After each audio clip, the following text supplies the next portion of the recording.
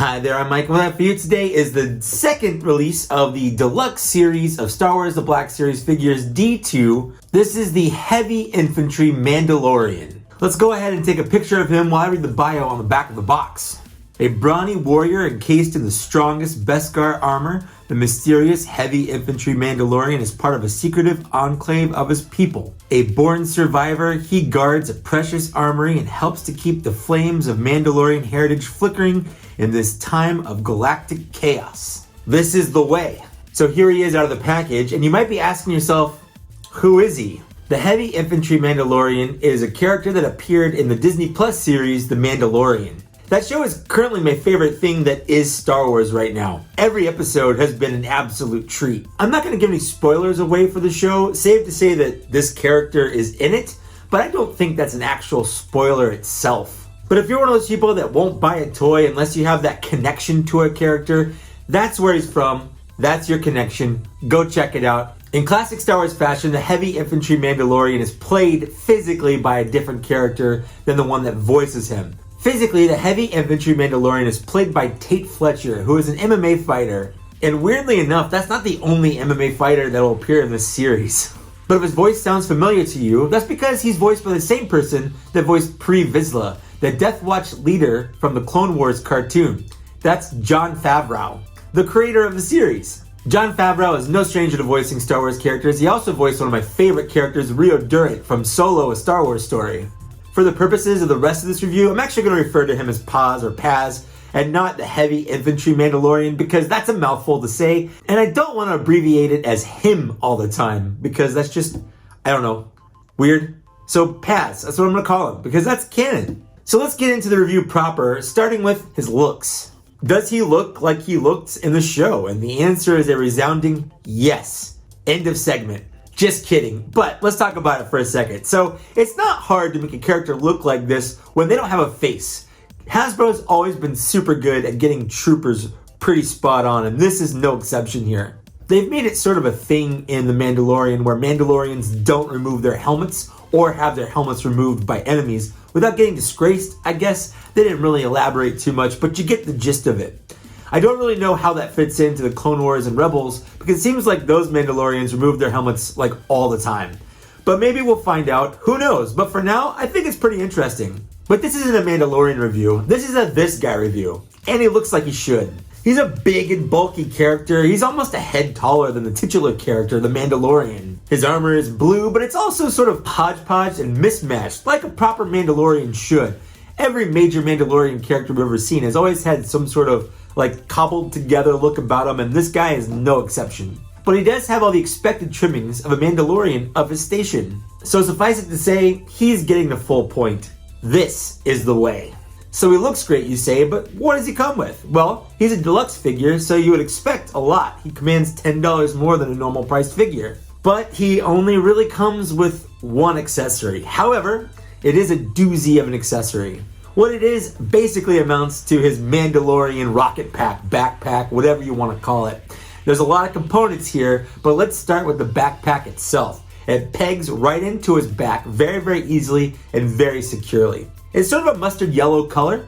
It has a lot of great molded detail, and on the back it has some grayish and silverish parts. Now I'm colorblind, so I might get some of these colors wrong, but I did ask my wife for help, so if I'm getting the colors wrong, it's also her fault. Honestly, I don't really feel like this character looks complete if he's not wearing his backpack. He just looks like empty-ish somehow, but when you have that rocket pack on, he just looks right. That's the only way I can really put it, is he looks right. The backpack on the left-hand side also connects to his flamethrower, which is on his wrist. Now, his flamethrower, as much as I want to say that it's an accessory, is not. It's not removable. It's molded on. I think it would have been cool if you could have removed it, but no, it's always there, but that's fine. The fact that the backpack connects to it is just a really fun little added piece of detail. It is easily removable, so if you want to take the backpack off, it's not a big deal. And thirdly, and definitely not leastly, we have his gigantic chain gun, which is also attached to the backpack. It's attached to the bottom of the backpack, and then it's got a long segmented cable that attaches to the back of the minigun. Now this has a swivel on it, so as you move it around, it doesn't bend the cable unnecessarily. I don't feel like it's gonna break. I really like that addition, it goes a long way towards making the figure feel a lot more secure. Also, on the middle of the top of the minigun, it has a handle. That handle also has a swivel, and this is so you can get him in a nice two-handed pose. This guy just looks so badass standing there with this gun, either pointing up, pointing at you, pointing at me. I don't know, he can point it wherever he wants. He could do whatever he wants. I'm not going to argue with him. He looks badass. But if you don't want him holding the gun, there's also storage. On the side of the rocket pack is a hole. There's a peg on the side of the gun, and it does fit in nicely so you can store it when he's not using it. The gun itself has an incredible amount of molded detail into it, and also has some silver paint on the front of the barrel to give it kind of a worn look about it. I wish it had a little bit more paint on the gun, but it's not a big deal, honestly. It's not a killer by any means, and it does have some, so it's not like there was no effort put into it. I think the amount of detail and the fact that it actually has articulation on the gun kind of goes a long way. So it only comes with the one accessory, but the one accessory is a lot of an accessory, but that's not to say that it's all good. I do feel like being a deluxe figure and being a Mandalorian, he really should have come with effect parts. He's got holes at the bottom of his jetpack where you should be able to plug in flames. And if you have any Iron Man figures or Marvel Legends characters that come with any kind of flame accessories, they do actually peg in to the back there, and that's a nice feature, but he should have come with his own, especially because Hasbro has been introducing effect parts recently in the Black Series line and also in Marvel Legends and Power Rangers The Lightning Collection, all of that stuff. I also would have loved to have seen like a big gout of flame to attach to his flamethrower. I think that would have been a really cool accessory too. Again, for the extra $10, sure, he's bigger. Sure, he comes with a gigantic accessory that fits on his back and has a lot of cool features.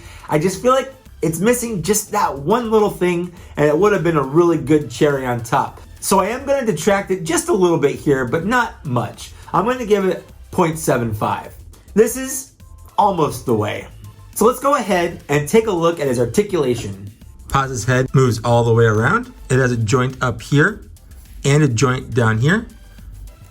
His shoulder can move up this far. It can move all the way around. It has a butterfly joint to go back and forth like this. He has a single jointed elbow that goes to the 90-degree mark, a swivel at the elbow, a swivel at the wrist, as well as a hinge. This wrist hinges this way. He has a clicky swivel at the torso. It moves forward this far, back this far. His leg moves forward this far, back kinda, out this far. He has a double jointed knee, a hinge at the ankle, as well as a rocker, with this being his widest stance with both his feet flat on the ground. Paz here has a lot of improvements in the Black Series line, and they've taken a lot of improvements from other figures they've done in this recent past and put them into this. Starting with the head and the neck. The neck itself is double jointed. It's jointed at the top where the head meets the neck and is jointed at the bottom where the neck meets the shoulders. Because of that, he has probably the most articulation of any Black Series figure in the neck so far. He has a very wide and expressive range of movement. He can do like this chicken thing if you want him to. Moving down, his shoulders are basically the exact same as the Sith Trooper shoulders that I reviewed earlier this year. It has the same butterfly joints that have been recently coming on newer Star Wars Black Series figures, so you can get some forward and backwards motion. That's especially helpful if you're putting the minigun in both of his hands because it gets his arms closer together. His torso has a deep and wide range of movement, giving him a lot of posability, bending over, bending back, turning to the side. If you want him to do it, he could probably do it. And his legs are really only hindered by the molded skirt that he has behind them, but that's really not enough to even affect the score a little bit. I also want to point out that a lot of his points of articulation are actually ratcheted rather than friction, which gives him a little bit more stability and the ability to hold the heavier weapon without falling over or drooping a little bit. And that's a good addition here as well. It's something I haven't really noticed too much in the Black Series line before. My only real complaint is I do have a loose arm on this side, on his elbow. It's a little floppy. Not too bad. Again, not enough to hurt it, but I do want to point it out, and that could just be my figure here. But because he's got some pretty sweet Mando moves, I'm going to give him the full point here. This moves like the way. So, paint, sculpt, and detail. Where do I even start here? I'm holding a work of art in this hand right here, and I feel like I'm exaggerating, but at the same time, I'm not. He's mostly sculpted blue plastic, but there's a lot of sculpted detail here. The helmet alone has a lot of vents and indents and scrapes, Some of it sculpted, some of it painted. There's a lot of detail. He's got 2 different shades of blue, accent blue, gray. He's got silver weathering painted on all of his scrapes and on the edges to make it look like this Mando has seen some action. All of that detail extends down to the rest of his body. His chest piece, again, has a lot of great sculpted and molded detail. The torso joint is sculpted to match the armor so well. It just looks like a part of it. It doesn't really even look like a joint. He's got some wiring and nodules and nodes sculpted onto the chest that I just love the detail of. His shoulders are actually not plastic, they're a soft rubber, giving him a full range of movement. But they did a good job here of making it look the same as the rest of the armor. Sure, it's not as glossy, but it doesn't stand out. On a cursory look, you'd never know. Both of his forearm gauntlets are different and sort of add to that hodgepodge modeled look about him. On his left-hand side, he has that flamethrower I mentioned, which is probably my single favorite piece on this figure. I just like how it stands out. It looks worn and it looks mean. I like it a lot. The belt itself is molded. It's a nice brown leather color. It's got a lot of sculpted detail, but also a lot of detailed paint apps on the buttons, on the buckles. It looks really good. Now, he does have a hard molded skirt on his butt. It's sort of reminiscent of a Clone Trooper Kama. I would have probably liked it to be soft goods here, but the drawback to being soft goods is you don't get the detail that's in the molded hard plastic, but you get a little bit more movement and articulation on the soft goods. So there's pluses and minuses to both. I'm fine with the way this is. I don't think it hurts the figure at all, but I'm just gonna point it out. Now from the waist down, I mean, he's basically just a Mandalorian. I do want to point out that underneath his armor, he has this kind of gray jumpsuit. It's molded with lines. It's got lots of wrinkles. It just gives him a little bit more detail to give him that realistic look, which I enjoy. The armor on his legs is full of dents and scrapes and molded detail, just like the rest of his body. Honestly, I could point out every little aspect of this armor, and it would take me all freaking day. And also, he's got boots. I don't really have anything to say about them, but he's got them. So for being the work of art that he is, I'm gonna give him the full point. This looks like the way. So what about want and availability? I'm sure you can guess it now, but let's talk about it a little bit. This figure was actually leaked shortly after the Force Friday launch. Pictures of him, of people holding him. No one really knows that I know of where they came from. They just sort of started appearing online and everyone said, what is that? That looks good, I want that. But we didn't know who, we didn't know what, we didn't know when, we didn't know why. It just was. Flash forward a month or so later, episode 3 of The Mandalorian hits and boom, here he is. Not only that, but like a day after the episode aired, Hasbro Pulse posted on their Instagram that, hey, this guy is gonna be a Best Buy exclusive and you can pre-order him now. I raced to the Best Buy website as fast as I could as soon as I saw it. Honestly, I was expecting a 2020 release, but I was pleasantly surprised when I put that order in and saw that it was gonna be delivered by Friday, this Friday. That's tomorrow, actually. Today's Thanksgiving when I'm recording this. So Best Buy made this probably the best exclusive launch ever, with, exception of maybe Amazon. I didn't have to go hunt through stores. I didn't have to worry about shipping. I didn't have to wait till next year. I didn't have to wait till the end of the week. I ordered this Sunday. I got it Wednesday. I didn't even pay for the faster shipping. I usually dock figures points for being exclusives. I don't like exclusives. I hate driving around town looking at specific stores for figures. I just don't like it. It's a waste of time and it's very frustrating, especially when there are people out there that will buy all of them when they see them. But the fact that he exists, the fact that he's at a 6-inch scale, and I have him less than a week after seeing him in an episode, I couldn't be happier with this. I'm gonna give it the full point. This is not usually the way. So if you've been paying attention, my score for this guy is 4.75 out of 5. This figure is basically the toy equivalent of a last-second, half-court, game-winning basketball shot. I had to put the basketball term in there because I'm not a sports guy, but I'm pretty sure I know what I'm talking about here. We're basically at the end of the year. This is a figure that no one knew about until maybe a month ago, but we still didn't really know when or how. And then from the moment of seeing him to the moment that I got him in my hand, he went from being, I have no idea who this is, to this is probably my figure of the year. So yeah, he's not absolutely perfect. I'm exaggerating a little bit, but I don't think what I have in hand here isn't worth the price. I just am pointing out that I wish it came with a little more. You owe it to yourself to buy this, even if you're not a fan of The Mandalorian. You don't even have to be a fan of Star Wars to appreciate this work of art. This is just a good toy. You don't have to know who he is. You don't have to know why he is. You just have to know that he is. And that's enough.